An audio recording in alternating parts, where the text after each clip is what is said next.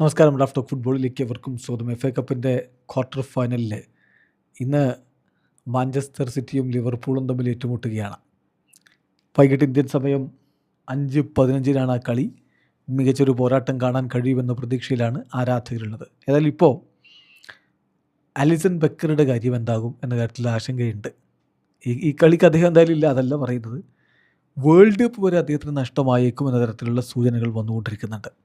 എന്നാലിപ്പോൾ അതിനെ അദ്ദേഹം ഖണ്ഡിച്ചിരിക്കുകയാണ്. അദ്ദേഹം പറയുന്നത് വേൾഡ് കപ്പ് മിസ്സാകുന്ന പ്രശ്നമില്ല, എൻ്റെ പ്ലാൻ എന്ന് പറഞ്ഞാൽ ഏപ്രിൽ അവസാനത്തോടു കൂടി ഫിറ്റ് ആവുക എന്നുള്ളതാണ്.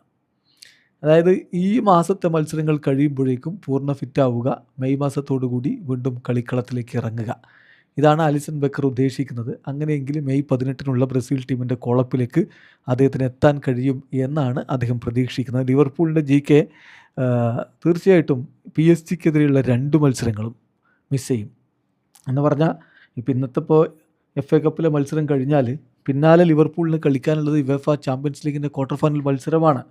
PSG വേഴ്സസ് ലിവർപൂൾ മത്സരം വരുന്നത് ഈ വരുന്ന ബുധനാഴ്ചയാണ്.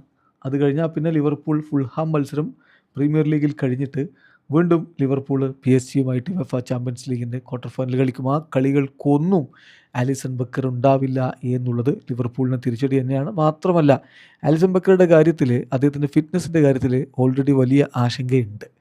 ബ്രസീൽ ടീമിൻ്റെ കോച്ച് കാർലോ ആഞ്ചലോട്ടി എപ്പോഴും പറയുന്നതാണ് 100% ഫിറ്റ് അല്ലേ, എത്ര വലിയ ആളാണെങ്കിലും കൊണ്ടുപോകില്ല വേൾഡ് കപ്പിന്. ആലിസൻ്റെ കാര്യത്തിലും അതേ നിലപാടെടുക്കുമോ എന്നറിയണം. ആലിസൺ ഓൾറെഡി 17 മത്സരങ്ങളാണ് ഈ ഒരു സീസണിൽ പരിക്ക് കാരണം മിസ് ചെയ്തിരിക്കുന്നത്. 17 മത്സരങ്ങൾ. അപ്പോൾ ഈ മാസത്തിൻ്റെ അവസാനം വരെ അദ്ദേഹം പുറത്തിരിക്കുകയും ചെയ്യും.